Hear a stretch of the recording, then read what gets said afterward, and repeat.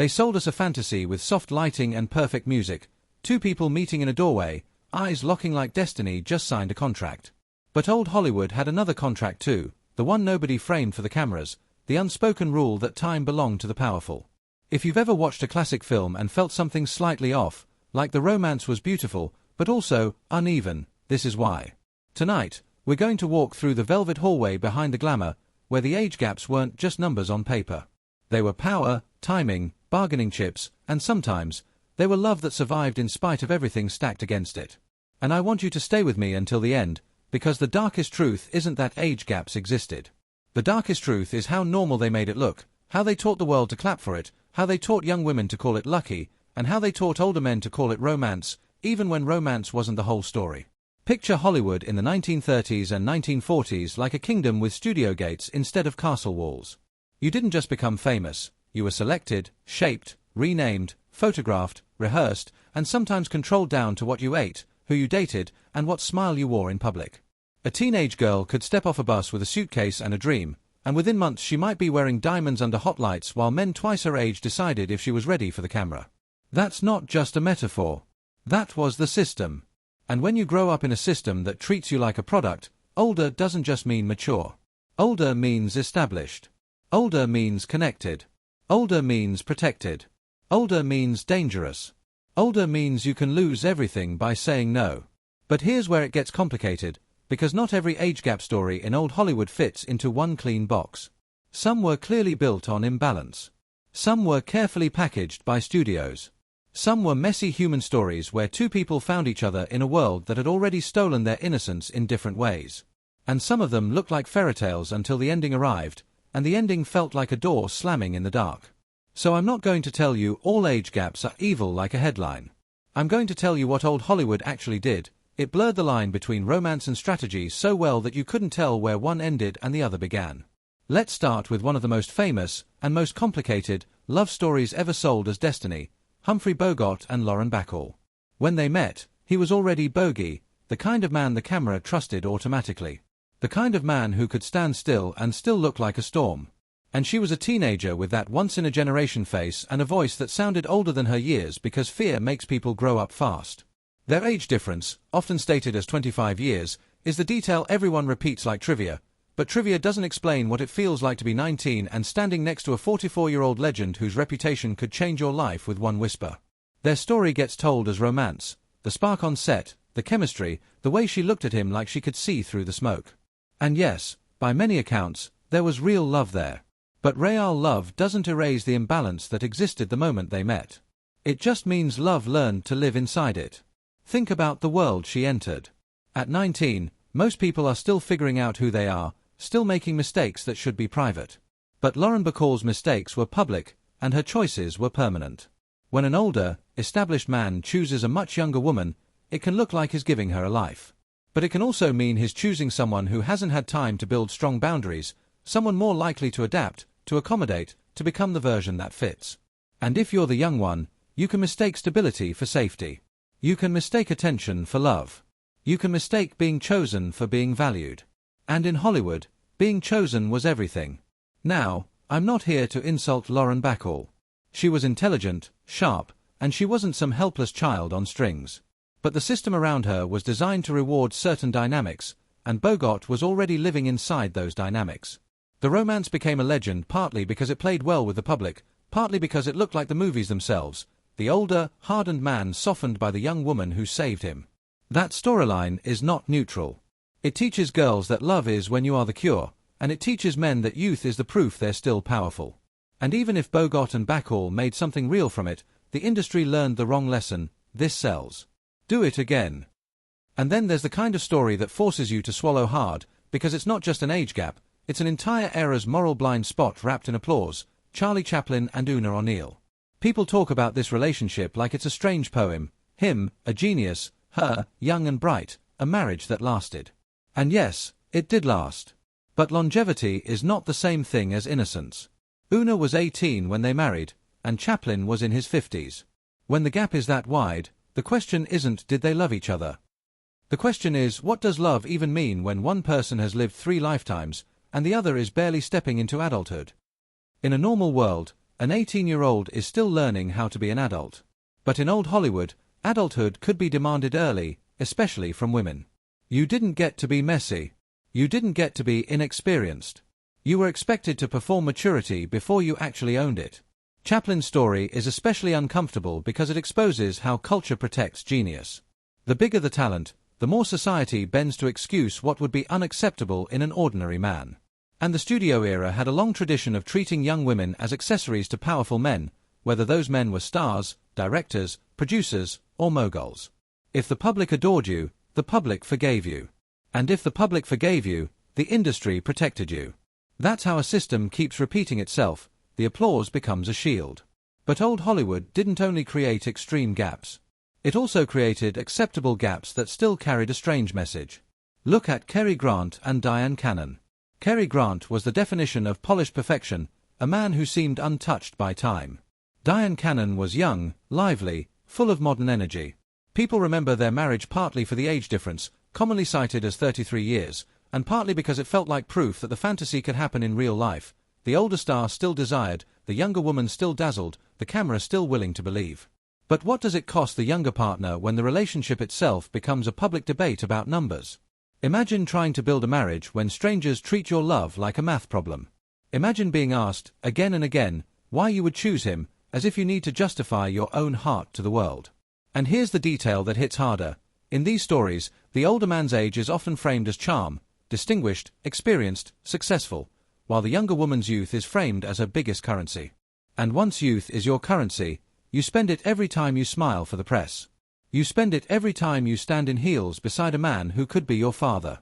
You spend it every time you pretend it doesn't hurt when people assume you're there for security instead of love.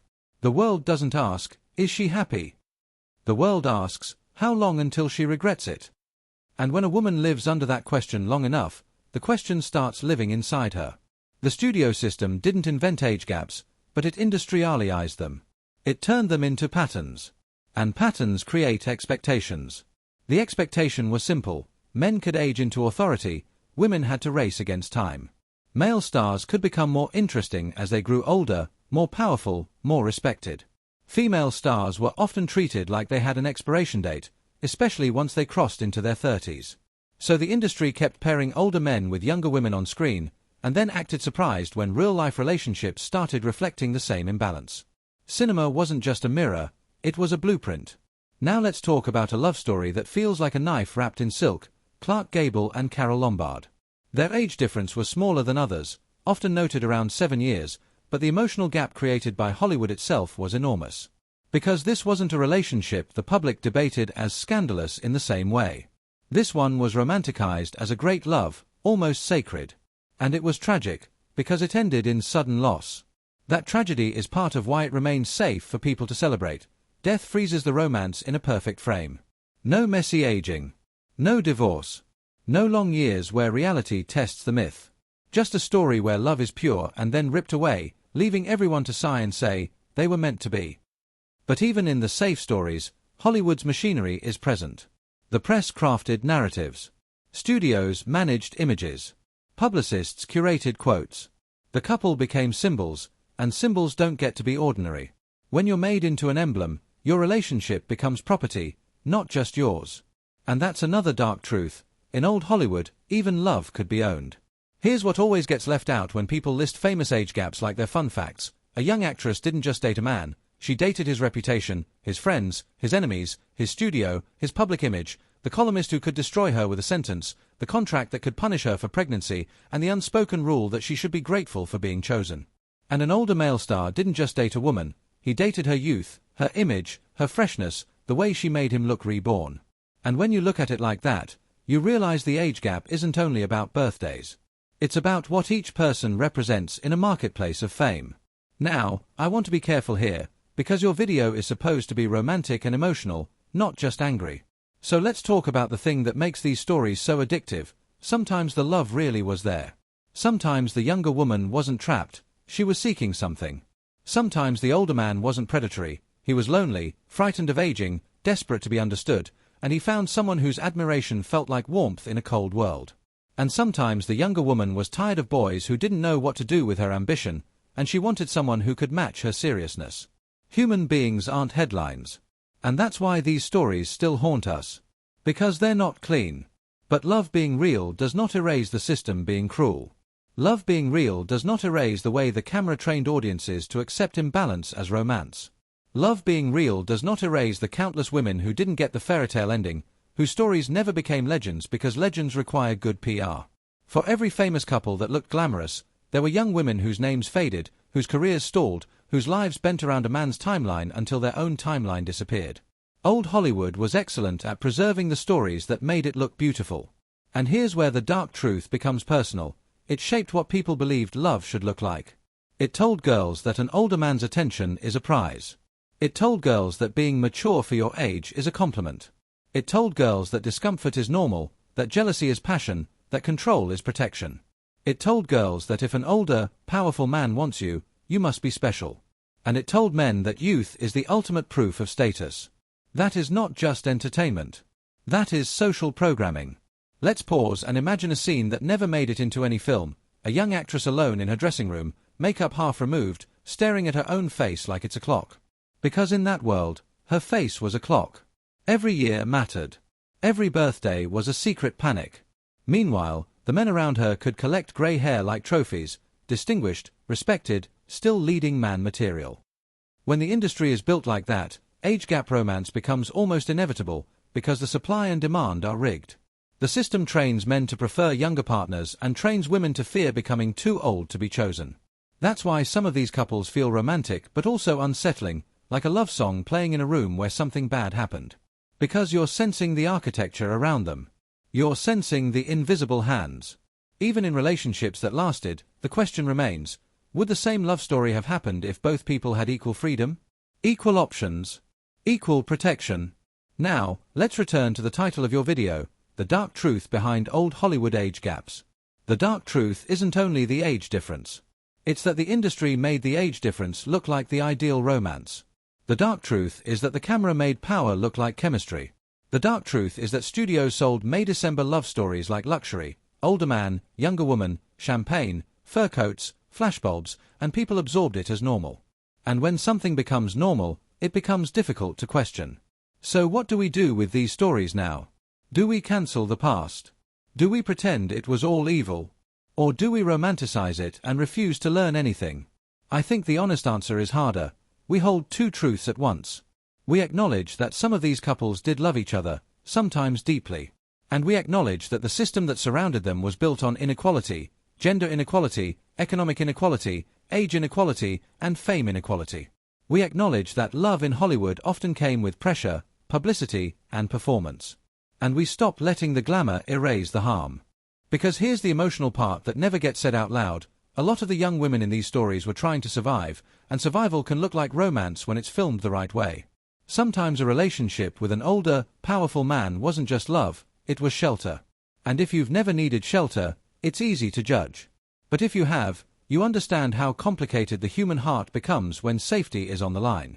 And now, I want to end with something that feels like a confession the industry never made. Numbers don't just measure age. They measure time stolen and time granted. They measure who gets to be inexperienced without consequences and who doesn't. They measure who gets forgiven and who gets punished. They measure who gets to grow older on screen and who gets replaced.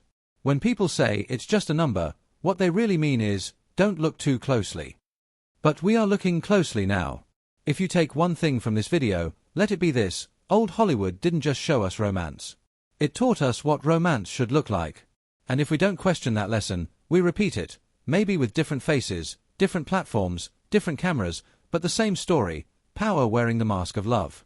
So the next time you watch a classic scene, an older man pulling a young woman close under perfect lighting, ask yourself what else is in the room with them. The studio, the contract, the publicist, the fear, the ambition, the imbalance, and maybe, somewhere inside all that, a real human feeling trying to survive. That's the dark truth. Not that it happened, but that it was packaged as a dream, and we were taught to dream it too.